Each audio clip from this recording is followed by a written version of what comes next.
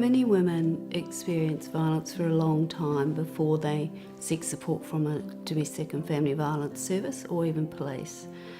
So it's very important that you know that when you do reach out for support that you're not alone, that there is help available for you, and that even though you may feel very isolated and as though you're having to deal with this on your own, in fact there are many services who can support you.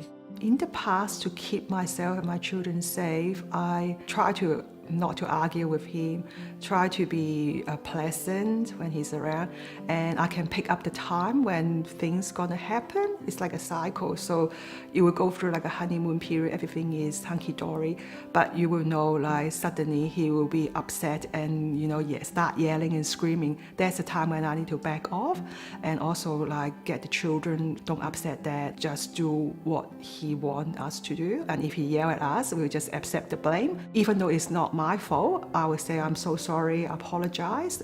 And the other thing is actually to talk to those ones that you trust, like my immediate family, to let them know that it's a bit of trouble at home.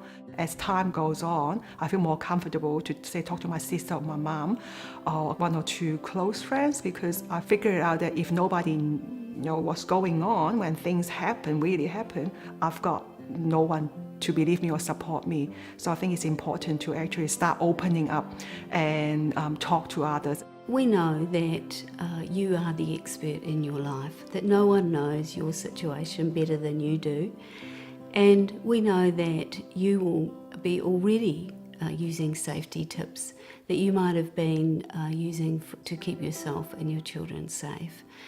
But it's important that when you need to seek support from others, that you feel okay to do that.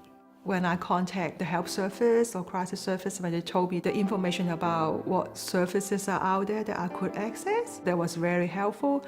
And also I read and learn about what is domestic violence, what happened to me, it is not right. Because my husband told me that, don't you think that this happened to all the couples, they fight, I believed it because of my naive. I don't have experience of what family domestic violence is about, so I just believe it.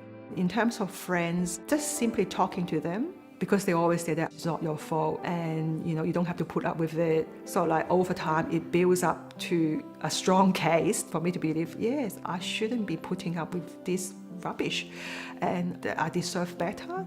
For some women, they have time to plan for their safety, and you might want to think about putting some things aside for that time when it's right for you to take that next step.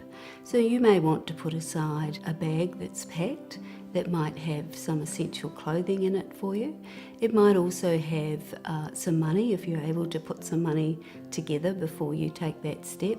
It could have some very important documents that you may need once you leave the home. The thing that I need to think of when I'm planning to leave, number one is some cash on hand so I can have, because when I decided to leave, I decided not to take any credit cards, joint accounts, because the bank will disclose where the transaction taking place. Number two is very important is documents.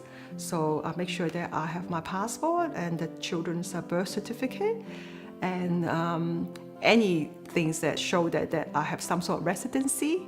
I'm a migrant, so I need to prove that I have that residency, and also any student records, my graduating certificate, any personal documents, that legal documents, that's also important, the marriage certificate. I then think about our immediate need, the clothing-wise, and with two children, obviously, nappies, bottles, the pram, all sorts of things that I need to think about, that I need to put some aside. So every now and then I'll probably slip a nappy here, just in that emergency bag and package. Then also to think about who do I contact when things really go wrong. I have an emergency contact number.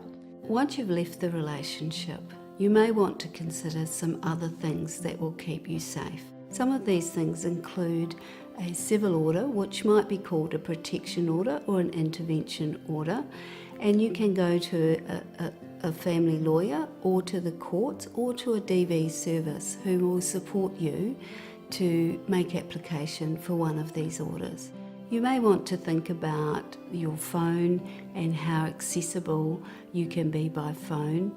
You may want to think about other social media and how you might be accessed, or how your partner or ex-partner might be able to monitor your movements. You might want to make changes to your accounts on social media. What saved me is that phone call to the support services who told me that I don't need a marriage counselor. I need to come in because my life is in danger and my children's life. To have someone to tell me that and to put things into perspective, that would be my advice. Don't suffer in silence and seek help.